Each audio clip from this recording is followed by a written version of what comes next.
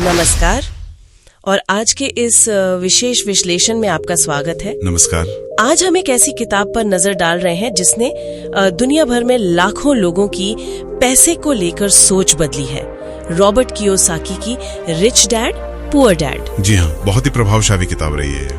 और इसके लिए हम हिंदी सारांश का इस्तेमाल कर रहे हैं। हमारा लक्ष्य है इस किताब से फाइनेंशियल विजडम, मतलब पैसे की समझ और अमीर बनने की जो मानसिकता है उससे जुड़े जरूरी सबक निकालना, उन पर गहराई से बात करना। बिल्कुल, ये किताब दरअसल रॉबर्ट कियोसाकी के अपने जीवन के अनुभवों पर आधारित है। उन्होंने 2 पिताओं से पैसे के सबक सीखे। हाँ, 2 पिता वाली बात। एक उनके अपने पिता जो पढ़े लिखे थे पर आर्थिक रूप से कह सकते हैं संघर्ष करते रहे, पुअर डैड। और दूसरे उनके दोस्त के पिता, ज्यादा पढ़े लिखे नहीं पर बहुत अमीर बने, रिच डैड। और दोनों के पैसों को लेकर नजरिए बिल्कुल अलग थे। जमीन आसमान का फर्क था और यही फर्क उनकी आर्थिक सफलता में भी दिखा। तो चलिए इसी फर्क को समझने की कोशिश करते हैं। पहला सबक, ये थोड़ा चौंकाने वाला है। कौन सा? अमीर लोग पैसे के लिए काम नहीं करते। अब ये सुनकर लगता है तो फिर वो अमीर कैसे बनते हैं? हाँ, ये सवाल तो आता है दिमाग में। किताब में इसे समझाने के लिए गधे और गाजर वाली कहानी का जिक्र है। हाँ, वो क्लासिक उदाहरण है। गधे के मालिक उसके सामने डंडी पर गाजर लटका देता है और गधा उसे पाने के लिए चलता रहता है, पर गाजर हमेशा पहुंच से दूर रहती है। ये कहानी सीधे तौर पर उस रैट रेस को दिखाती है जिसमें ज्यादातर लोग फंसे हैं। रैट रेस मतलब वो डर कि नौकरी न चली जाए, बिल कैसे भरेंगे, और दूसरा लालच कि ज्यादा पैसे से ज्यादा चीजें खरीदेंगे। अच्छा, इन्हीं 2 भावनाओं के बीच लोग पिसते रहते हैं। ज्यादा कमाते हैं तो ज्यादा खर्च भी कर देते हैं, और नतीजा वही, उसी दौड़ में भागते रहते हैं, कभी असल में आगे नहीं बढ़ पाते। मतलब सिर्फ ज्यादा मेहनत करना या ज्यादा सैलरी पाना वो अमीर बनने का रास्ता नहीं है। नहीं, कियोसाकी कहते हैं कि पैसे के लिए खटने के बजाय ऐसा सिस्टम बनाओ कि पैसा आपके लिए काम करे। पैसे को काम पर लगाना, इसका कोई उदाहरण है किताब में? हाँ, वो खुद अपना बचपन का उदाहरण देते हैं, जब उन्होंने बिना सैलरी के काम किया और फिर अवसर देखा। अवसर? कैसा अवसर? उन्होंने देखा कि स्टोर क्लर्क पुरानी कॉमिक्स के कवर फाड़कर फेंक देती थी, तो उन्होंने डिस्ट्रीब्यूटर से बात की, वो कॉमिक्स ले ली और बच्चों के लिए एक छोटी सी लाइब्रेरी खोल दी। अरे वाह! हाँ, बच्चे पढ़ने के लिए पैसे देते थे, बिना ज्यादा मेहनत किए पैसा आने लगा। ये था पैसे को काम पर लगाना। ये तो स्मार्ट था। और इसमें एक बहुत अहम बात छिपी है, अपनी आर्थिक स्थिति की जिम्मेदारी खुद लेना। सिस्टम या बॉस को कोसने के बजाय खुद सोचना कि आप क्या कर सकते हैं। बिल्कुल, रिच डैड ने कियोसाकी और उनके दोस्त को यही सिखाया। अवसर ढूंढो, दिमाग चलाओ, भावनाओं से नहीं दिमाग से फैसले लो। हाँ, डर और लालच से ऊपर उठकर ठंडे दिमाग से, यही अमीर सोच का पहला कदम है। ये जिम्मेदारी वाली बात सच में सोचने लायक है। अच्छा, अब दूसरे सबक पर आते हैं, फाइनेंशियल लिटरेसी, पैसे की समझ। ये क्यों जरूरी है? इसके लिए किताब में 1923 की शिकागो मीटिंग की एक कहानी है। हाँ, मैंने पढ़ा था। उसमें उस जमाने के कुछ सबसे अमीर और प्रभावशाली लोग शामिल थे। जी, लेकिन कहानी का अंत थोड़ा सोबरिंग है। उस मीटिंग के 25 साल बाद उनमें से ज्यादातर लोग, उनकी हालत बहुत खराब हो गई थी। हाँ, कोई दिवालिया, कोई जेल में, कोई मानसिक रूप से टूट चुका था। तो ये कहानी हमें क्या सिखाती है? यही कि पैसा कमा लेना एक बात है, लेकिन उसे संभालना, उसे बढ़ाना, ये बिल्कुल अलग हुनर है। और इसी हुनर को फाइनेंशियल लिटरेसी कहते हैं। बिल्कुल, सिर्फ पढ़ना लिखना जानना काफी नहीं है। आज के जमाने में पैसे की भाषा समझना वो बहुत जरूरी है। किताब में इसके लिए एम्पायर स्टेट बिल्डिंग का उदाहरण भी दिया है। हाँ, बहुत अच्छा उदाहरण है। इतनी ऊंची इमारत बनानी है तो जमीन के नीचे बहुत गहरी और मजबूत नींव डालनी पड़ती है। जाहिर है, आप 6 इंच के कंक्रीट स्लैब पर तो एम्पायर स्टेट बिल्डिंग नहीं खड़ी कर सकते ना। बिल्कुल नहीं। और यही बात हमारी आर्थिक जिंदगी पर लागू होती है। अगर आपकी फाइनेंशियल लिटरेसी की नींव कमजोर है तो बड़ी सफलता भी टिकेगी नहीं। सही कहा। यहीं पर रिच डैड और पुअर डैड की सोच का फर्क था। पुअर डैड अकादमिक पढ़ाई, अच्छी नौकरी पर जोर देते थे, जबकि रिच डैड पैसे की समझ यानी फाइनेंशियल लिटरेसी को सबसे ज्यादा अहमियत देते थे। स्कूल शायद अच्छा कर्मचारी बना दे, पर अपना आर्थिक साम्राज्य खड़ा करने की नींव बनाना वो अक्सर नहीं सिखाते। इसी नींव को मजबूत करने से जुड़ा है तीसरा सबक, एसेट्स और लायबिलिटीज का फर्क। और हमेशा एसेट्स खरीदना। रिच डैड का सिद्धांत था किस, कीप इट सिंपल स्टूपिड। हाँ, चीजों को सरल रखो। परिभाषा बहुत सीधी है। क्या है परिभाषा? एसेट वो है जो आपकी जेब में पैसा डाले, लायबिलिटी वो है जो आपकी जेब से पैसा निकाले, बस। सुनने में तो बहुत आसान लगता है। हाँ, पर यही ज्यादातर लोग, खासकर मिडिल क्लास, गलती करते हैं। क्या गलती? वो लायबिलिटीज को एसेट समझ बैठते हैं। सबसे आम उदाहरण है अपना घर। लोग तो उसे सबसे बड़ा एसेट मानते हैं। हाँ, पर कियोसाकी पूछते हैं, क्या वो घर आपकी जेब में पैसा डाल रहा है या निकाल रहा है? अगर उसमें खुद रह रहे हैं तो लोन की किश्तें, प्रॉपर्टी टैक्स, मेंटेनेंस, ये तो पैसा निकाल ही रहा है। बिल्कुल, तो वो आपकी लायबिलिटी हुई, एसेट नहीं। कियोसाकी की पत्नी के माता पिता का उदाहरण है। रिटायरमेंट पर बड़ा घर खरीदा और फिर उसके बढ़ते प्रॉपर्टी टैक्स से परेशान हो गए। हाँ, वो घर उनके लिए बोझ बन गया, एसेट नहीं रहा। तो अमीर लोग क्या करते हैं? वो एसेट्स खरीदते हैं। वो लगातार एसेट्स खरीदते हैं, ऐसी चीजें जो उनके लिए पैसा कमाएं, जैसे किराए पर देने वाली प्रॉपर्टी, स्टॉक्स, बॉन्ड्स, या ऐसा बिजनेस जिसमें उनका हर वक्त रहना जरूरी ना हो। इससे उनकी आमदनी बढ़ती है। हाँ, जबकि मिडिल क्लास का पैटर्न क्या होता है? सैलरी बढ़ती है तो बड़ी कार, बड़ा घर, ऐसी लायबिलिटीज खरीद लेते हैं। सही, नतीजा खर्चे बढ़ जाते हैं और वो फिर से सैलरी पर निर्भर हो जाते हैं। ये एक चक्रव्यूह जैसा है। यहाँ एक और बारीक फर्क समझना जरूरी है, नेटवर्थ और वेल्थ। नेटवर्थ और वेल्थ ये अलग कैसे है? नेटवर्थ है आपकी कुल संपत्ति यानी एसेट्स माइनस आपके कुल कर्ज यानी लायबिलिटीज। इसमें आपका घर, गाड़ी सब आ सकता है। ठीक है। और वेल्थ? वेल्थ का असली मतलब है कि आपके एसेट से इतनी इनकम आ रही है कि आपके सारे खर्चे निकल जाएं, बिना आपके एक्टिव रूप से काम किए। अच्छा, मतलब असली आजादी वेल्थ से है। हाँ, किसी के पास करोड़ों का घर हो सकता है यानी हाई नेटवर्थ, पर अगर उसे इनकम नहीं आ रही तो वो वेल्दी नहीं है। असली आजादी तब है जब आपका पैसा आपके लिए काम कर रहा हो। ये बात समझ आई। अच्छा, तो एसेट्स खरीदने और वेल्थ बनाने की बात हुई, इसी से जुड़ा हुआ ही लगता है चौथा सबक, अपने काम से काम रखो, माइंड योर ओन बिजनेस। हाँ, सुनने में थोड़ा अजीब लग सकता है, लेकिन मैकडॉनल्ड्स वाले रे क्रॉक की कहानी इसे अच्छे से समझाती है ना? बिल्कुल। जब रे क्रॉक ने यूनिवर्सिटी स्टूडेंट से पूछा कि उनका बिजनेस क्या है, सबने कहा हैमबर्गर बेचना। पर क्रॉक ने कहा था, नहीं, मेरा असली बिजनेस हैमबर्गर बेचना नहीं बल्कि रियल एस्टेट है। क्योंकि मैकडॉनल्ड्स की सफलता का राज सिर्फ बर्गर नहीं था। नहीं, वो प्राइम लोकेशन पर खरीदी गई जमीनें थी। वो रियल एस्टेट उनका असली एसेट था।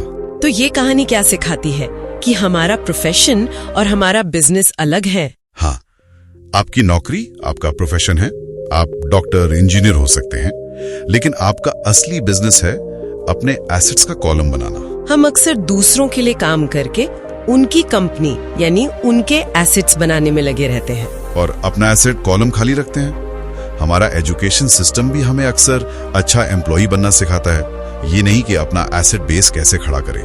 तो असली एसेट्स क्या हैं फिर, जिन्हें हमें बनाना चाहिए? किताब के मुताबिक ये हो सकते हैं ऐसे बिजनेस जिनमें आपकी सीधी भागीदारी जरूरी ना हो, स्टॉक्स, बॉन्ड्स, इनकम देने वाली रियल एस्टेट, इंटेलेक्चुअल प्रॉपर्टी से रॉयल्टी। मतलब ऐसी चीजें जो इनकम दें या जिनकी कीमत बढ़े। हाँ, और इसी सोच से जुड़ा है लग्जरी सामान खरीदने का तरीका। वो कैसे?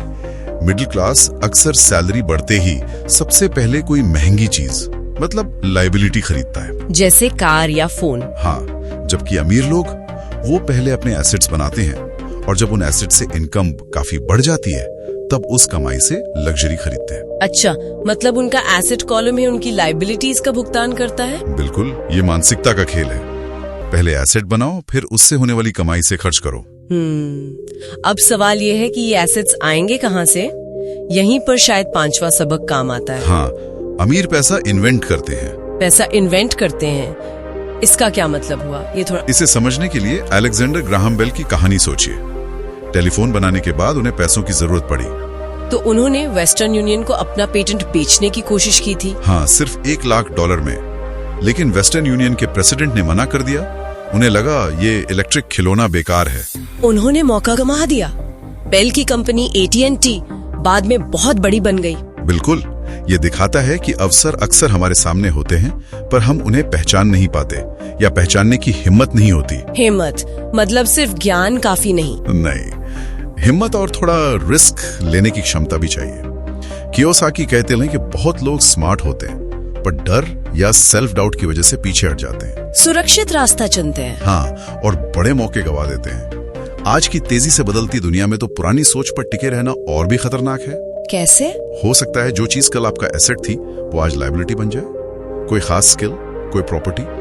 इसलिए लगातार सीखना और नए अवसर बनाना जरूरी है। रॉबर्ट कियोसाकी ने एक बोर्ड गेम भी बनाया था, कैश फ्लो। हाँ, पैसे का मैनेजमेंट और निवेश सिखाने के लिए। उसमें एक कहानी है कि गेम खेलते हुए एक महिला ने नाव जीती। वो खुश हुई, पर जब उसे पता चला कि नाव रखने पर टैक्स, मेंटेनेंस, पार्किंग का खर्चा आएगा, तो वो उसके लिए लायबिलिटी बन गई। हाँ, तो सिर्फ पैसा या चीजें मिलना काफी नहीं, उन्हें मैनेज करना, उनसे वैल्यू क्रिएट करना आना चाहिए। सही कहा। अमीर लोग सिर्फ अवसर ढूंढते नहीं, वो अवसर बनाते भी हैं। और अवसर बनाने का सबसे बड़ा जरिया हमारा दिमाग। यही हमारा सबसे बड़ा एसेट है। इस पर इन्वेस्ट करना सबसे जरूरी है। कियोसाकी ने खुद रियल एस्टेट में ऐसा किया था। हाँ, एरिजोना में मंदी का फायदा उठाया। $75,000 वाले घर $20,000 डाउन पेमेंट पर खरीदे। बाजार सुधरा तो $60,000 में बेचे। $40,000 का मुनाफा, वो भी टैक्स फ्री, स्मार्टली स्ट्रक्चर करके। उन्होंने पैसा इन्वेंट किया। बिल्कुल। किताब दो तरह के निवेशकों की बात करती है। एक जो बने बनाए पैकेज खरीदते हैं, जैसे म्यूचुअल फंड, और दूसरे वो जो खुद डील बनाते हैं, कंपोनेंट्स को जोड़कर नया निवेश अवसर खड़ा करते हैं, प्रोफेशनल इन्वेस्टर। और इसके लिए स्किल्स चाहिए। हाँ, 3 मुख्य स्किल्स: अवसर ढूंढना, जिसे बाकी लोग मिस कर रहे हो, पैसा जुटाना, और स्मार्ट लोगों को साथ जोड़ना। ये वाकई सोचने वाली बात है। दिमाग का सही इस्तेमाल। और इसी से जुड़ा है शायद छठा और आखिरी सबक। जी, सीखने के लिए काम करें, पैसे के लिए नहीं। ये भी थोड़ा उल्टा लगता है। हम तो काम पैसे के लिए ही करते हैं ना। हाँ, आमतौर पर। लेकिन यहाँ नजरिया अलग है। कियोसाकी एक जर्नलिस्ट की कहानी बताते हैं। हाँ, जो उनका इंटरव्यू ले रही थी और खुद बेस्ट सेलिंग ऑथर बनना चाहती थी। लिखती बहुत अच्छा थी, पर कियोसाकी ने उसे सेल्स ट्रेनिंग कोर्स करने की सलाह दी। और वो नाराज हो गई। उसे लगा सेल्स का काम उसके लायक नहीं। हाँ, कियोसाकी ने समझाया कि दुनिया बेहतरीन टैलेंट से भरी है, पर सफल वही होते हैं जो अपने टैलेंट को बेचना भी जानते हैं। ये फिर से रिच डैड और पुअर डैड की सोच का फर्क है। बिल्कुल। पुअर डैड जॉब सिक्योरिटी, अच्छी तनख्वाह, फायदे। और रिच डैड लर्निंग, लगातार नई चीज सीखना ही असली सुरक्षा है। उनका जोर स्पेशलाइजेशन के बजाय जनरलाइजेशन पर था। मतलब कई अलग अलग स्किल सीखना। जी, कियोसाकी ने खुद इसे अपनाया। मरीन कोर्स में गए लीडरशिप सीखने, जेरोक्स में गए सेल्स सीखने, अपनी झिझक दूर करने। उन्होंने हर नौकरी को एक स्किल सीखने का मौका माना। हाँ, सिर्फ सैलरी पाने का जरिया नहीं। ये उस आम मानसिकता से अलग है जहां कर्मचारी सोचता है बस इतना काम करो कि निकाला ना जाऊं, और मालिक सोचता है बस इतनी सैलरी दो कि छोड़कर ना जाए। तो सलाह ये है कि एक ही चीज में बंधने से पहले अलग अलग चीजें सीखो। हाँ, अकाउंटिंग, इन्वेस्टिंग, मार्केटिंग, कानून, लीडरशिप, इन सब की थोड़ी थोड़ी समझ आपको ज्यादा काबिल बनाती है। तो अगर हम इन सभी सबको को जोड़ें तो रिच डैड पुअर डैड का सार क्या निकलता है? सार यही है कि अमीर बनना सिर्फ ज्यादा पैसा कमाना नहीं है। ये एक मानसिकता है, एक सोचने का तरीका। फाइनेंशियल लिटरेसी जरूरी है। एसेट्स और लायबिलिटीज का फर्क समझना और लगातार एसेट कॉलम बढ़ाना जरूरी है। डर और लालच को काबू में रखना, दिमाग से फैसले लेना, और सबसे बढ़कर पैसे के पीछे नहीं, ज्ञान और स्किल्स के पीछे भागना, वही असली संपत्ति है। बिल्कुल सही कहा। ये सबक सिर्फ पैसों के बारे में नहीं लगते, बल्कि जीवन जीने के एक अलग तरीके के बारे में है। और इसी बात पर हम अपने श्रोताओं के लिए एक सवाल छोड़ जाते हैं। क्या सवाल है? सवाल ये है कि क्या हमारी पारंपरिक सोच, जैसे कि अच्छे से पढ़ो, अच्छी नौकरी पाओ, घर खरीदो क्योंकि वो सबसे बड़ा एसेट है, या नौकरी में सुरक्षा ही सब कुछ है, क्या ये वाकई आज की तेजी से बदलती दुनिया में वित्तीय स्वतंत्रता और सुरक्षा का रास्ता है? या फिर असली सुरक्षा और संपत्ति हमारे दिमाग की लगातार सीखने, बदलने और नए अवसर बनाने की क्षमता में ही छिपी है? ये एक बहुत ही दिलचस्प सवाल है सोचने के लिए। इस गहरी चर्चा में हमारे साथ जुड़ने के लिए आपका बहुत बहुत धन्यवाद। धन्यवाद। उम्मीद है ये विश्लेषण हमारे श्रोताओं के लिए उपयोगी रहा होगा। उम्मीद है आपको ये पॉडकास्ट पसंद आया होगा। अगर आप किताबों से जुड़ी और भी दिलचस्प बातें जानना चाहते हैं तो book beats A to Z को लाइक, शेयर और सब्सक्राइब करना न भूलें। राज और रागिनी के साथ ये बातचीत कैसी लगी? हमें कमेंट करके जरूर बताएं कि आप अगले एपिसोड में किस लेखक या किस किताब के बारे में सुनना चाहेंगे। लाइक करें, शेयर करें और हमारे चैनल को सब्सक्राइब करना न भूलें।